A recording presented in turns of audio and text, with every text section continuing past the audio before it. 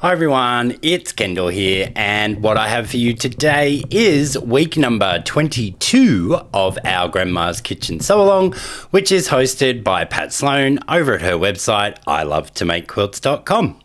If you haven't done so already, jump over to Pat's website, download this week's free pattern, come back here, and I'll show you how I do it.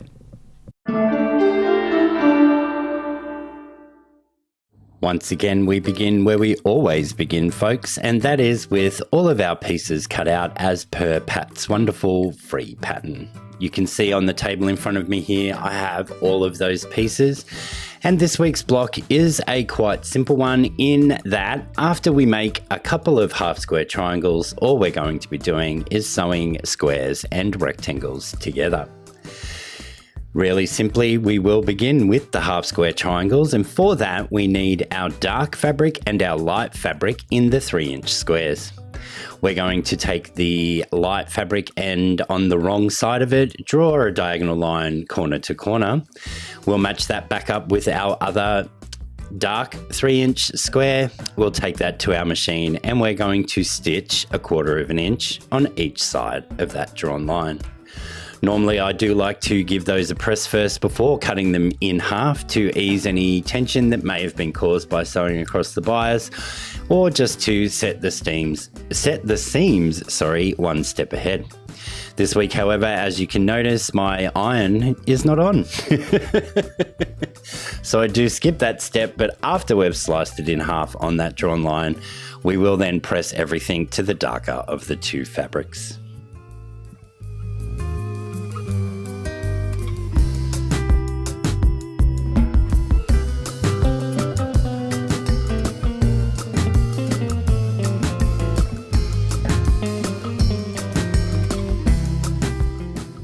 We are now ready to trim these down to their final size of 2.5 inches, and for that I'll bring in my makeshift block lock ruler. You have seen this before, and all I've done is put 3 layers of painter's tape along the diagonal on this small 3.5 inch Creative Grid square ruler, and that gives us an edge that we can butt up against that seam allowance, and then we make sure that we have enough fabric outside our trim down measurement on all 4 sides before trimming the first 2 sides. We can then use the edge to hold the fabric in place while we swoop it around, ready to trim the final 2 sides by sliding it back and lining up our 2.5 inches on those freshly cut sides.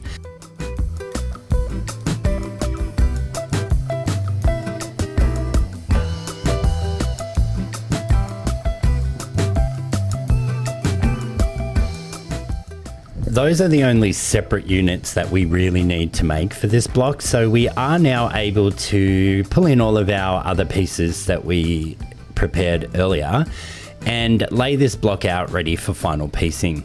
The way I decided to go about it was by creating the top section first, or the flower, and I'm going to be laying all of the pieces out as you can see here, and then I'm just choosing a method and sewing the 3 strips, and then we'll sew the 3 strips together.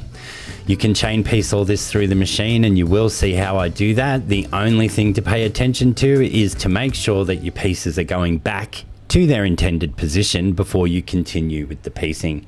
So lay everything out back on your mat and just take care that everything is back in its original position.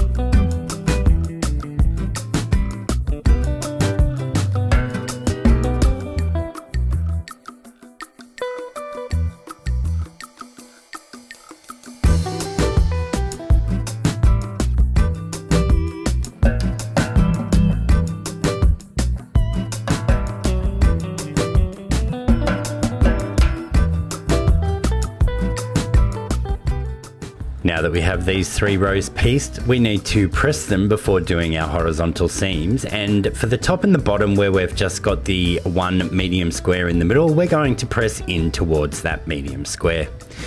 That will mean that on our middle row that we need to press towards our medium square, in all instances. So away from that central darker square.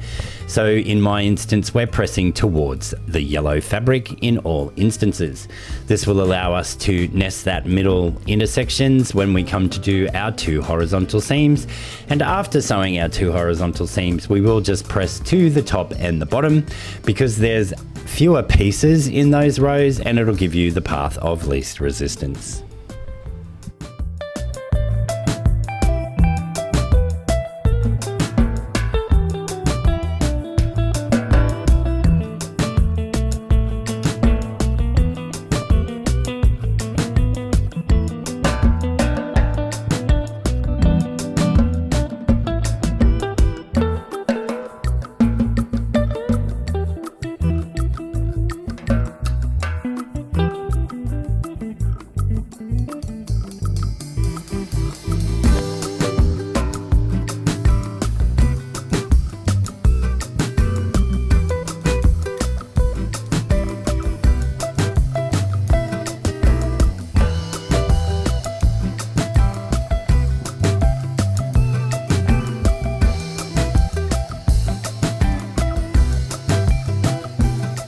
After giving our flower unit 1 good final press, we are ready to move on to piece the final 2 rows of this block.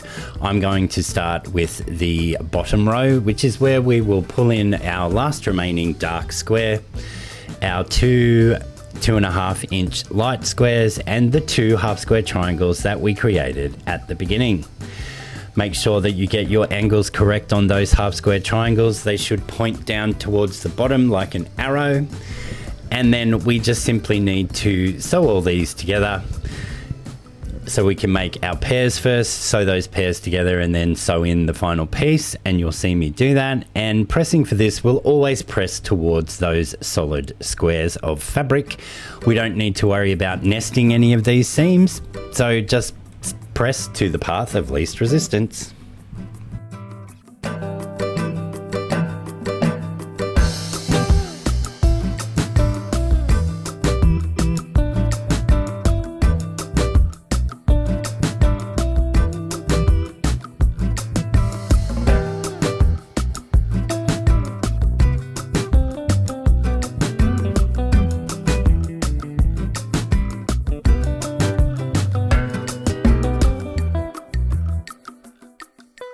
And finally, the last remaining row for this quilt block is our medium number 2 squares, our 2 remaining light rectangles of fabric, they're not quite a square, and our tiny strip for the stem of our flower. Once again, just stitching all of these together, and in this row we can press to the darker of the 2 fabric in all instances. We'll then join this together with the base row that we created just before. Press towards this middle row, as that'll be the path of least resistance away from those half square triangles. Join it to the flower at the top, give it 1 final press, and our block for this week will be done.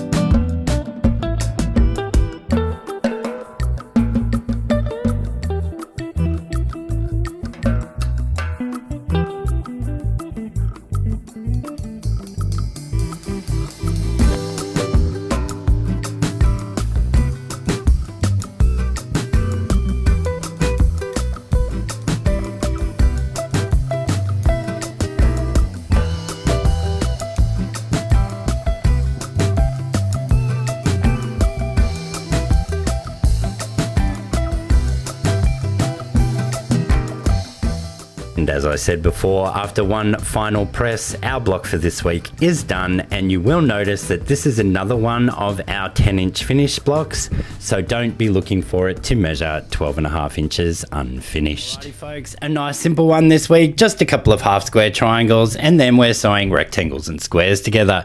It doesn't get much easier than that. Now, a lot of you have asked what my quilt looks like, and if you had have seen the video that I released on Saturday just gone, I did have it in the background. But so you can have a better look at how that's all coming together, I'll insert this image here. You will notice on here that I have actually gotten the bottom row finished, and that's because I have all the videos recorded and ready to go. If you've liked what you've seen today, folks, I would love for you to share the video with a friend. Make sure you give it a big thumbs up. And if you haven't already done so, click that little subscribe button and tickle the little bell icon, and you'll be notified of all my future releases and you won't miss a thing. Also, as ever, I'd love for you to leave me a comment. What did you think?